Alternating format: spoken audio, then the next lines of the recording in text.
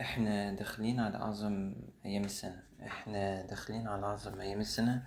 يوم عرفة، واليوم اللي ناس كتير بتستناه علشان تدعي وتتوب وتقرب من ربنا.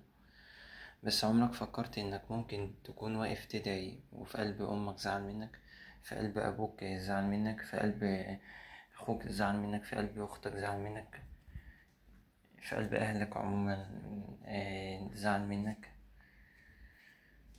أو مشكلة بينك وبين أهلك تستمر من سنين وبرضه ما اتحلتش لحد دلوقتي، أو حصلت مشكلة وفيها زعل وما اتحلتش قبل يوم عرفة، ما اتحلتش أو هتخش على العيد كده وفي زعل بينك وبين أهلك، والزعل ده ما انتهاش ولا اتحل ومرجعتوش لبعض.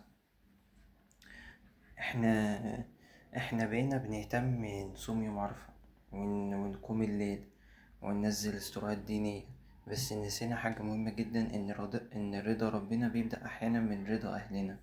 في ناس بينها وبين أهلها خصام بالشهور، يمكن سبب كلمة أو مشكلة قديمة أو عناد من الطرفين، وكل واحد مستني التاني يبدأ. بس لو موت جه قبل المكالمة دي، يعني الموت جه قبل المكالمة دي.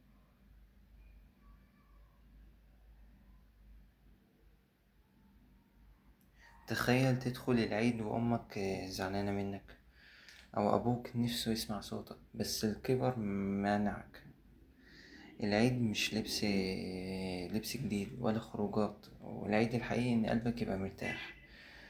اتصل حتى لو مش شايف نفسك غلطان، قول حقك عليا، سامحني، وحشني. يمكن كلمة واحدة ترجع بيت كامل زي الأول. قبل ما تدعي ربنا يوم عرفة، صلح قلبك مع أهلك. يمكن دي تكون أحسن